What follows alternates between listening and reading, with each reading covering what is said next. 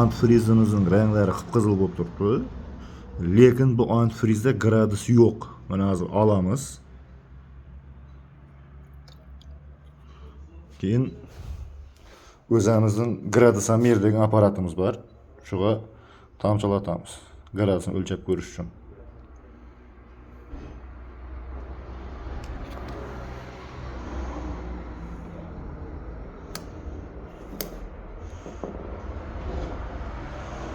Apparatga qo'yildi. Mana gradusomerda 0 ni ko'rsatib turibdi. Hozir original antifrizni sinovdan o'tib ko'rsataman. Penko antifriz Yevropadan keladi. 12+ bu organik antifriz. Hozir o'lchab ko'ramiz bu gradusini. Olamiz ichidan. Rangi qizil bo'lgan. Apparatga tomchilatamiz.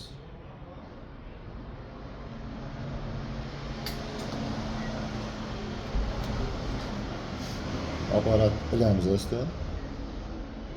Keyin nega tushirib ko'rsatamiz buni.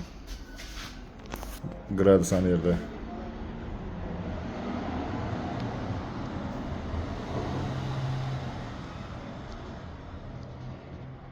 Yana 45 gradus ko'rsatib turibdi bu.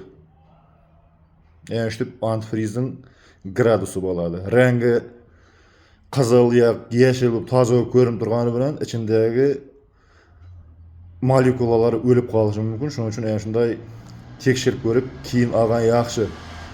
Agar rangi qizil bo'lib turgani bilan gradus bermasligi mumkin. Shuga kelib tekshirib tursangizlar, ko'rib taxlab beraveramiz. Hammaga rahmat.